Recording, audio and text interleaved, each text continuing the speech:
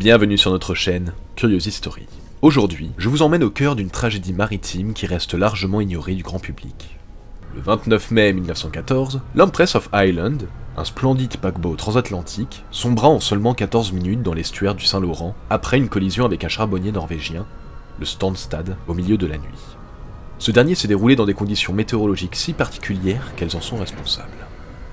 En effet, la catastrophe s'est déroulée dans un épais brouillard, rendant toute visibilité impossible. Ce qui est tragique, c'est que ce navire était pourtant parfaitement équipé en installation de secours pour éviter un tel bilan. Avec ses compartiments sécurisés par des portes étanches et ses canaux de sauvetage en nombre suffisant, on aurait pu croire que l'histoire aurait été différente. Pourtant, plus de 1000 personnes périrent ce jour-là, marquant la pire catastrophe maritime en temps de paix de l'histoire canadienne.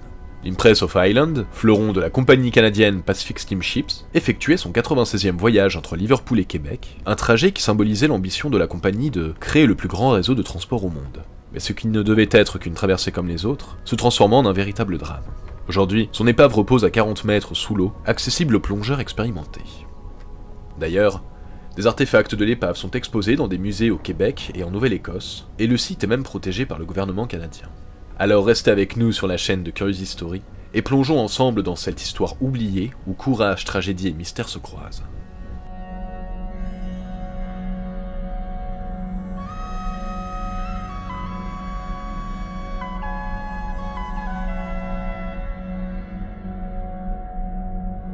L'Empress of Ireland n'était pas simplement un autre paquebot parmi tant d'autres. Il faisait partie d'un projet ambitieux lancé par la Canadian Pacific Steamships pour solidifier sa position sur l'Atlantique Nord. En 1903, la compagnie canadienne décida d'entrer sur le marché du transport transatlantique, reliant le Royaume-Uni au Canada. En effet, cette initiative faisait suite à l'acquisition d'Elder Dempster & Company par la Canadian Pacific, qui permettait à cette dernière d'obtenir 3 navires, dont le célèbre Lake Champlain. Ce dernier inaugura en avril 1904 une nouvelle ligne entre Liverpool et Montréal.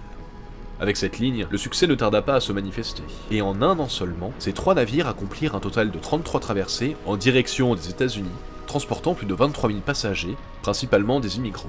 Face à ce succès, la Canadian Pacific décida de passer à la vitesse supérieure en lançant la construction de nouveaux navires. C'est ainsi qu'en 1904, les travaux débutèrent à Fairfield Shipbuilding and Engineering à Glasgow en Écosse.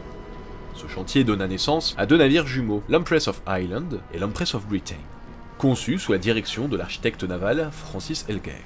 Ces navires étaient tout à fait imposants. Longs de 170 mètres avec une largeur de 20 mètres, ils pouvaient transporter un peu plus de 1500 passagers.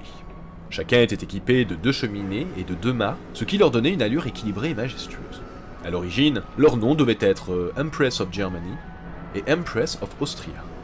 Mais suite à un changement de politique, la Canadian Pacific décida que ces navires porteraient les noms en rapport avec les colonies et dépendances de l'Empire britannique.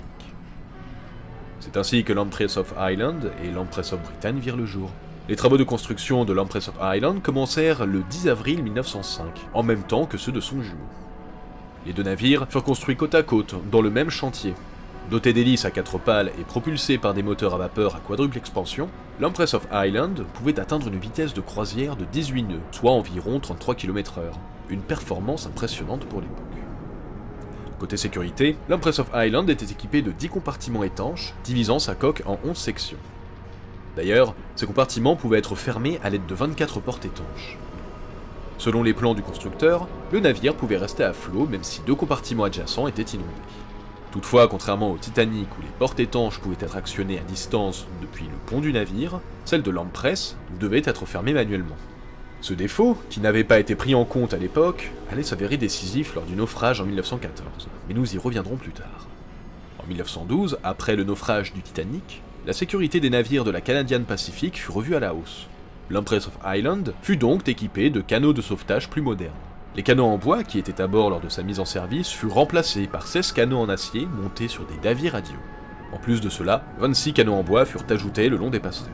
Cela portait la capacité totale des canaux de sauvetage à 1686 personnes, soit bien plus que la capacité autorisée du navire, qui elle était de 1542. L'Empress of Ireland fut donc lancée le 27 janvier 1906, avec un équipage de 373 personnes et une capacité de 1542 passagers répartis sur 7 ponts, il entra en service enfin pour la Canadian Pacific. C'est alors qu'il commença à relier Liverpool à Québec, devenant l'un des navires les plus prestigieux de la flotte canadienne. Le paquebot semblait promis un avenir brillant, mais comme nous le savons, son histoire prit une tournure tragique quelques années plus tard. Après avoir exploré l'histoire de la construction de l'Empress of Ireland et de son lancement, il est maintenant temps de nous intéresser à l'intérieur de ce majestueux paquebot. Bien plus qu'un simple moyen de transport, l'Empress of Ireland était un véritable luxe flottant, avec des aménagements qui rivalisaient avec ceux des plus grands hôtels de l'époque. En effet, ce paquebot offrait à ses passagers de première classe des espaces de vie luxueux, situés au centre du navire, sur les ponts promenades supérieurs et inférieurs, ainsi que sur le pont abri. Lorsque le bateau était complet, la première classe pouvait accueillir 310 passagers dans cette catégorie. Ces passagers avaient accès à des zones extérieures, notamment le pont des canaux ouverts, ainsi qu'à 2 ponts promenades fermés qui entouraient complètement l'extérieur des ponts supérieurs et inférieurs. Sur le pont supérieur, l'une des attractions les plus remarquables était la salle de musique, avec des canapés intégrés et un piano à queue qui entourait l'un des éléments les plus distinctifs du navire, un immense dôme en verre au-dessus de la salle à manger de première classe. Ce pont abritait également le sommet de l'escalier principal de la première classe qui, à l'instar de celui du Titanic, faisait face à l'arrière et descendait sur 2 ponts jusqu'à l'entrée de la salle à manger. Sur le pont inférieur se trouvait la bibliothèque de première classe, avec des fenêtres offrant une vue imprenable sur l'avant du navire. Toujours sur ce pont, au centre, se trouvait le café de première classe, percé par un puits de lumière de 2 étages, situé au-dessus de la salle à manger de première classe, tandis qu'à l'arrière se trouvait le salon fumeur de cette dernière. Un pont plus bas, sur le pont abri, se trouvait l'élégante salle à manger de la première classe, pouvant accueillir 224 passagers à la fois. De plus, une salle à manger séparée pour les enfants de première classe pouvait recevoir jusqu'à 30 enfants et était située à l'avant du pont abri. Enfin, sur les 3 ponts, des cabines de 2, 4 ou 6 couchettes étaient réparties, offrant des espaces privés et confortables aux passagers. Les aménagements de seconde classe, eux, étaient situés à l'arrière du navire sur les ponts promenades inférieurs, le pont abri supérieur et le pont principal. Avec une capacité de 468 passagers, soit 150 de plus que la première classe, ces espaces offraient également des zones extérieures à l'arrière du pont inférieur, s'étendant de l'extrémité arrière de la superstructure jusqu'au pont de chargement. Un pont plus bas, sur le pont abri, se trouvait un salon fumeur de seconde classe, similaire en design mais bien plus simple que celui de première classe, avec des canapés intégrés longeant les murs extérieurs et avec un bar adjacent. À l'avant du pont abri, sous le mât arrière, se trouvait l'entrée de la seconde classe, avec un escalier descendant sur 2 ponts jusqu'au pont principal. L'arrière du pont principal accueillait la salle de vie de seconde classe, aménagée de manière similaire au salon fumeur et équipée d'un piano-bar. À l'avant de l'entrée se trouvait le restaurant de seconde classe qui pouvait lui accueillir 256 passagers. Les cabines de seconde classe se trouvaient sur le côté tribord du pont supérieur, ainsi que dans 3 sections du navire à l'arrière des salles des machines du pont principal, avec des cabines de 2 et 4 couchettes, interchangeables entre la première et la deuxième classe selon les besoins. Quant aux émigrants et aux passagers de classe inférieure, l'Empress of Ireland a été conçue pour offrir des aménagements qui reflétaient un changement radical dans le mode de voyage transatlantique, observable dans le premier quart du XXe siècle. Ces aménagements comprenaient des espaces relativement novateurs et luxueux pour l'époque. Ces sections du navire de 3ème classe pouvaient accueillir jusqu'à 764 passagers à l'avant du navire. Les passagers de cette classe avaient accès à des espaces publics partagés, notamment le pont avant, au niveau du pont abri, ainsi qu'à un grand espace ouvert sur le pont supérieur, d'ailleurs très similaire à celui que l'on retrouvera plus tard à bord du Titanic. Cet espace ouvert, qui s'étendait sur toute la largeur du navire et sur 2 compartiments étanches, était aménagé avec des bancs en bois longeant les murs extérieurs et possédait même un grand bac à sable entouré de clôtures en bois pour que les enfants puissent y jouer. À l'arrière de cet espace se trouvaient 2 petites salles publiques côte à côte. Du côté bâbord, il y avait la salle des femmes de 3ème classe avec un piano et quelques bancs, tandis qu'en face, sur le côté tribord, se trouvait le salon fumeur de 3ème classe, composé lui aussi d'un piano, mais qui possédait un bar en plus. Les cabines de 3ème classe étaient réparties en 4 sections de cabines à 2, 4 et 6 couchettes, 3 sur le pont principal et 1 sur le pont inférieur, chacune délimitée par des cloisons étanches. Directement à l'arrière de la section sur le pont principal, se trouvait la salle à manger de 3ème classe, assez grande pour elle accueillir 300 passagers. Maintenant que nous avons vu l'organisation et les installations de l'Empress of Ireland, intéressons-nous à ses premiers voyages. Dès son entrée en service, ce majestueux paquebot s'imposa rapidement comme un moyen de transport incontournable entre le Royaume-Uni et le Canada. Donc, 2 mois après l'entrée en service de l'Empress of Britain, son frère jumeau, l'Empress of Ireland quitta Liverpool pour Québec, le jeudi 29 juin 1906, à l'occasion de son voyage inaugural. Le lendemain matin, il fit escale à Moville, une ville côtière située sur la côte nord de l'Irlande, pour embarquer un certain nombre d'immigrants irlandais avant de se diriger vers l'Atlantique. Lors de sa première traversée, le navire transportait 1257 passagers, dont 119 de première classe, 342 de seconde classe, et 796 de 3ème classe, soit bien plus que sa capacité maximale, un grand nombre d'entre eux étant des enfants en bas âge et même des nourrissons. Cet excédent de passagers en 3ème classe, lors de son voyage inaugural, annonçait déjà la popularité du navire auprès des immigrants, si bien qu'au moins 100 passagers ayant réservé leur place durent être laissés à Liverpool pour attendre le prochain navire. Dans l'après-midi du 6 juillet, l'Empress of Ireland arriva à l'embouchure du fleuve Saint-Laurent, où il fit escale à Pointe-au-Père pour récupérer un pilote fluvial qui l'aiderait à guider le navire sur les 300 derniers kilomètres de voyage jusqu'à la ville de Québec. Lorsqu'il se trouvait près de Rimouski, un petit bateau rencontra l'Empress of Ireland pour récupérer tout le courrier à destination du Canada et déposer un groupe de personnes chargées d'aider à la préparation de l'arrivée du navire. Ce groupe était composé d'agents de la Canadian Pacific Railway, ou CPR, qui rencontraient les passagers pour organiser leur transport par rail vers leur destination finale à travers le Canada et même jusqu'aux États-Unis, ainsi que d'officiers de l'immigration et des douanes canadiennes qui inspectaient les bagages et vérifiaient les documents des passagers. Il y avait aussi des médecins chargés d'examiner tous les passagers pour détecter d'éventuelles maladies nécessitant une quarantaine à Grosse Île, un processus que tous, sauf un des passagers du navire, passèrent avec succès. L'Empress of Ireland arriva à Québec tôt le matin du jour suivant, où les passagers débarquèrent et la cargaison fut déchargée. Après un changement rapide de 6 jours, le navire repartit pour sa première traversée vers l'est, en direction de Liverpool, le 12 juillet.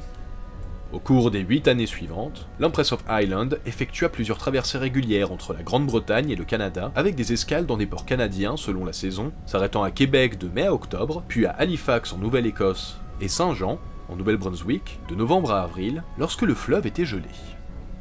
En 1913, l'Empress of Ireland était équipée de la télégraphie sans fil, opérant sur la longueur d'onde de 300 à 600 mètres, son indicatif étant MPL. La dernière traversée réussie de l'Empress of Ireland eut lieu lorsqu'il arriva à Québec depuis Liverpool, le 22 mai 1914, après 95 traversées réussies.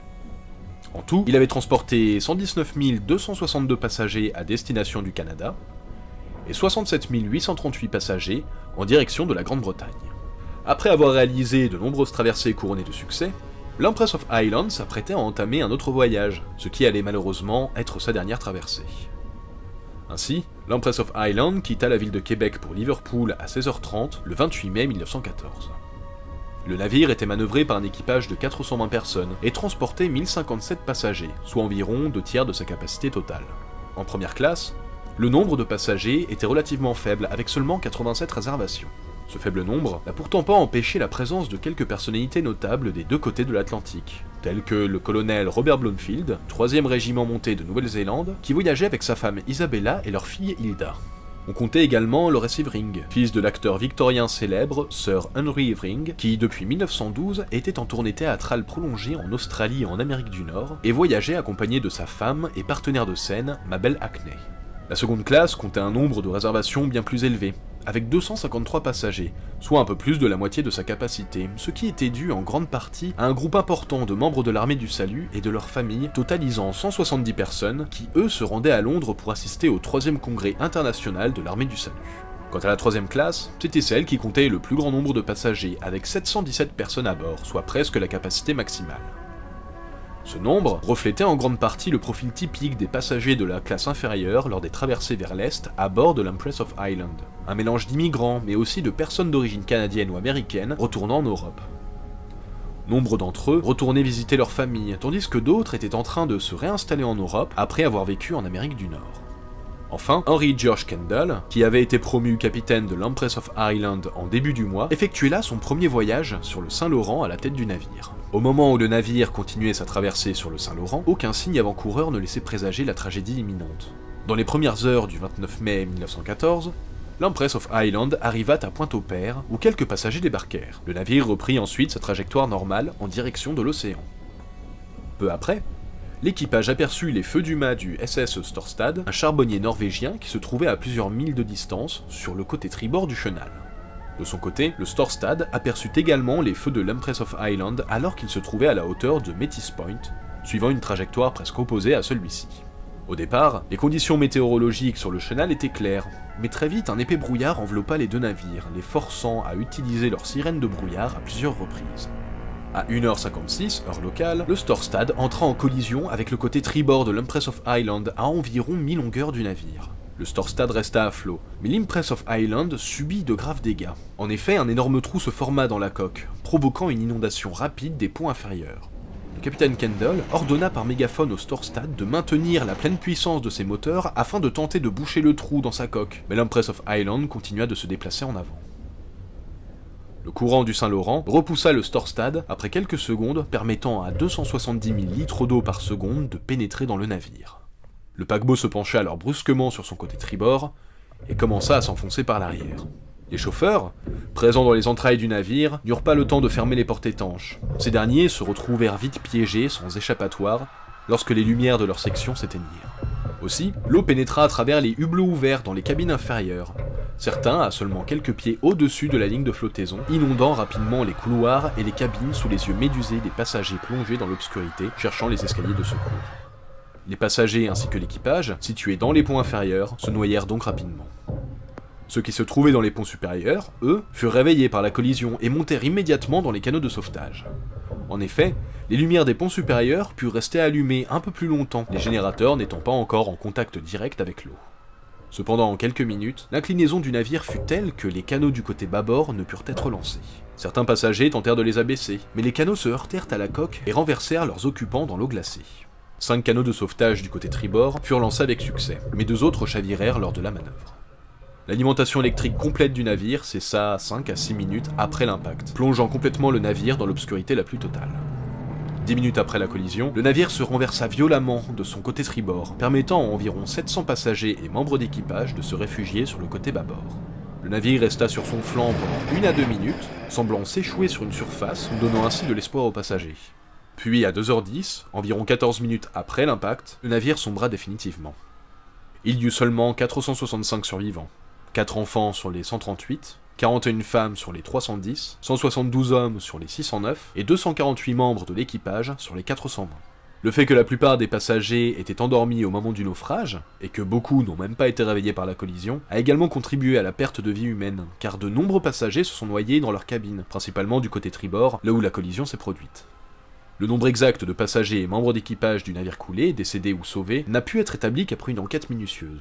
Cela étant dû à des incohérences entre les noms des passagers figurant sur le manifeste, en particulier pour les passagers continentaux, et les noms fournis par les survivants eux-mêmes. En conséquence, les premiers rapports dans les journaux furent donc incomplets. De l'autre côté du fleuve, le Storstad, qui était resté à flot, abattit ses propres canots de sauvetage et commença à secourir les survivants qui se débattaient dans l'eau. L'opérateur radio de Pointe-au-Père, qui avait capté le signal d'urgence de l'Empress of Island, avertit 2 navires gouvernementaux canadiens, le bateau pilote Eureka, au quai de Pointe-au-Père, qui quitta le quai à pleine vitesse à 2h30, suivi du navire postal le Lady Evelyn, au quai de Rimouski, qui lui partit à 2h45. L'Eureka arriva en premier sur les lieux à 3h10, et sauva environ 150 personnes qui se débattaient dans l'eau.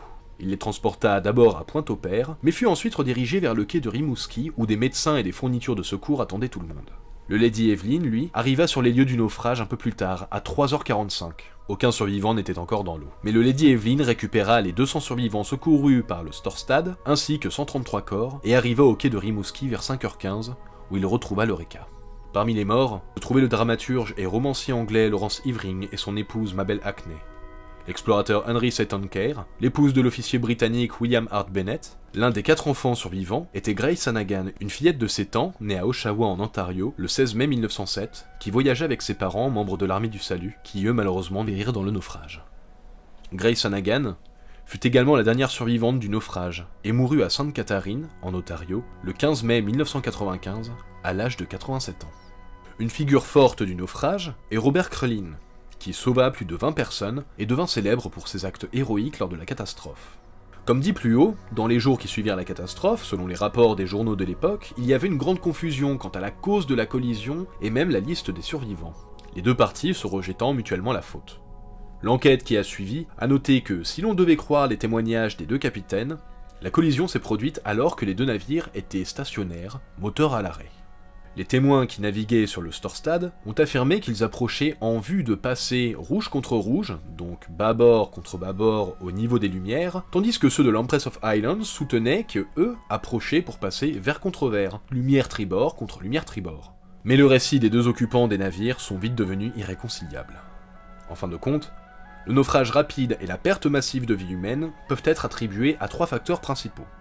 l'endroit où le Storstad est entré en collision, la non-fermeture des portes étanches, et des cloisons longitudinales du navire qui ont aggravé l'inclinaison en empêchant le compartimentage transversal des eaux. Un facteur supplémentaire à prendre en compte est également les hublots restés ouverts. En effet, les passagers et membres d'équipage qui ont survécu à la catastrophe ont témoigné que certains hublots étaient restés ouverts pour la ventilation du navire. La Convention internationale pour la sécurité de la vie en mer, la SOLAS, exigeait pourtant à l'époque que tous les hublots ouvrables soient fermés et verrouillés avant le départ. Mais dans des eaux abritées comme le fleuve Saint-Laurent, où des mers agitées étaient rares, les hublots étaient souvent laissés ouverts. Lorsque l'Empress of Ireland a commencé à s'incliner sur bâbord, l'eau est fatalement entrée par les hublots ouverts, aggravant de fait les inondations. Le 5 juin 1914, la Canadian Pacific Steamships, propriétaire de l'Empress of Ireland, annonça qu'elle avait affrété le Virginian de la Allan Line pour combler le vide laissé par la perte de l'Empress of Ireland. Le Virginian entreprit son premier voyage sous le service de la Canadian Pacific le 12 juin, date à laquelle l'Empress of Ireland aurait dû quitter Liverpool. Puis plus tard, la CPR gagna un procès contre A.F. Klaveness & Co., les propriétaires du Storstad, pour 2 millions de dollars canadiens, représentant la valeur d'un lingot d'argent transporté à bord de l'Empress of Ireland lorsqu'il sombra. Les propriétaires du Storstad déposèrent une contre-demande contre la CPR pour 50 000 $ de dommages et intérêts, affirmant que l'Empress of Ireland était responsable en accusant son équipage de navigation négligente. Le Storstad fut saisi, à la demande de la CPR, et vendu pour 175 000 $ à Prudential Trust, une compagnie d'assurance. Grâce aux différentes enquêtes, l'analyse de la catastrophe de l'Empress of Ireland a mis en lumière plusieurs erreurs de la conception navale qui ont contribué à la rapidité de son naufrage, influençant ainsi les pratiques de conception des navires dans les décennies suivantes. En parallèle de ces révélations sur la catastrophe, des efforts de sauvetage ont été immédiatement entrepris afin de récupérer les objets précieux et les restes de l'Empress of Ireland. Peu après la catastrophe, une première opération de sauvetage fut lancée dans le but de récupérer le coffre du commissaire de bord et le courrier à son bord. Cette opération était jugée réalisable en raison de la profondeur relativement faible de l'épave, à 40 mètres. Suffisamment peu profonde pour que, dans les heures suivant le naufrage, le grand mât et les cheminées du navire soient encore visibles juste sous la surface. Au fur et à mesure que les sauveteurs récupéraient les corps et les objets de valeur, ils se sont retrouvés confrontés à une visibilité limitée et au fort courant du fleuve Saint-Laurent. L'un des plongeurs, Edward Kossaboom, perdit la vie lorsqu'il glissa probablement du coqueron du navire, chutant de 20 mètres supplémentaires jusqu'au fond du fleuve, ce qui aurait pu entraîner la fermeture ou la rupture de son tuyau d'air. Il fut retrouvé inconscient sur sa ligne de vie et toutes les tentatives pour le réanimer une fois ramené à la surface échouèrent. Il a été plus tard rapporté de manière peu crédible que la pression soudaine de l'eau avait tellement comprimé le corps du plongeur que tout ce qui restait était une méduse avec un manteau de cuir et des tentacules en toile pendante. Malgré cet accident tragique, l'équipe de sauvetage poursuivit ses efforts et parvint à récupérer 318 sacs de courrier et 251 lingots d'argent d'une valeur d'environ 150 000 $. En 1964, l'épave fut de nouveau visitée par un groupe de plongeurs canadiens qui récupérèrent une cloche en laiton. Dans les années 70, un autre groupe de plongeurs récupéra un télémoteur, des pièces d'équipement sans fil Marconi, un hublot en laiton et même une boussole de bord. Plus tard, Robert Ballard, océanographe et archéologue maritime ayant entre autres participé à l'expédition de la découverte des épaves du Titanic et du cuirassé allemand Bismarck, visita l'épave de l'Empress of Ireland et découvrit qu'il était recouvert de vases. Il fit également le constat que certains artefacts, des éléments de fixation au reste humain, continuaient d'être récupérés par des chasseurs de trésors. Concernant la protection du site, bien que les épaves ne bénéficient pas d'une protection explicite dans la province de Québec, en 1999, l'épave fut déclarée site d'importance historique et archéologique. Elle fut donc protégée par la loi sur les biens culturels et inscrite au registre des lieux historiques du Canada, marquant ainsi la première fois qu'un site sous-marin recevait un tel statut au Québec. Cette protection était d'autant plus cruciale que, contrairement au Titanic, Empress of Ireland repose à une profondeur relativement peu importante de 40 mètres. Bien que le site soit accessible aux plongeurs récréatifs expérimentés, il reste dangereux en raison de l'eau froide, des forts courants et de la visibilité restreinte, voire même quasiment nulle. D'ailleurs, à partir de 2009, 6 personnes avaient perdu la vie lors de plongées sur l'épave. En conclusion, le naufrage de l'Empress of Ireland, survenu dans la nuit du 28 au 29 mai 1914, reste l'une des catastrophes maritimes les plus tragiques et les plus dévastatrices du XXe siècle, souvent éclipsée par le drame du Titanic, mais toujours aussi marquante. Ce désastre a causé la mort de plus de 1000 personnes parmi les passagers et l'équipage et a été le théâtre de nombreuses scènes de courage comme de désespoir. La collision entre l'Impress of Island et le Storstad, combinée à des facteurs comme l'absence de porte étanche fermée à temps et la conception défectueuse du navire, a conduit à un enchaînement d'événements rapides et fatals, avec un naufrage en moins de 15 minutes. Cependant, malgré cette immense perte de vie humaine, les opérations de sauvetage menées par les navires avoisinant du lieu du drame, ainsi que par des équipes de sauveteurs et de survivants courageux, ont permis de sauver des centaines de vies. Parmi eux, le capitaine Kendall et d'autres membres de l'équipage qui ont risqué leur vie pour secourir des naufragés dans des conditions extrêmes. Cet événement a également eu un impact profond sur l'industrie maritime, entraînant des réformes en matière de conception de navires et l'amélioration des normes de sécurité à bord afin de prévenir des futures tragédies. L'épave de l'Impress of Island repose toujours dans les eaux du Saint-Laurent, à une profondeur relative peu importante, mais elle reste un site dangereux en raison des courants forts, de l'eau froide et de la faible visibilité. Au fil des ans, de nombreuses missions de récupération ont permis de récupérer des artefacts et des objets précieux, mais aussi des restes humains, ce qui a conduit à une prise de conscience croissante de la nécessité de protéger ce lieu. Aujourd'hui, l'Impress of Island, bien qu'oublié par certains, reste un symbole de l'importance de la sécurité maritime, un avertissement des dangers potentiels qui existent toujours en mer, et un hommage à ceux qui ont perdu la vie dans cette tragédie. À travers la préservation de son épave et la mémoire collective, nous honorons non seulement les victimes de ce naufrage, mais aussi les leçons cruciales qu'elle a laissées dans l'histoire de la navigation.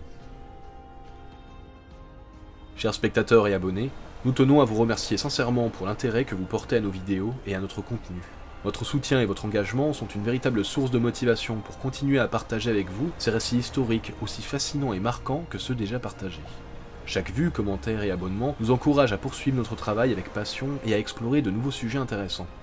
Votre présence ici fait toute la différence et nous sommes honorés de pouvoir vous offrir des histoires enrichissantes et captivantes. Nous espérons pouvoir continuer à vous surprendre et à vous inspirer avec nos prochaines vidéos. Merci encore pour votre soutien indéfectible, et à très bientôt pour de nouveaux voyages dans l'histoire.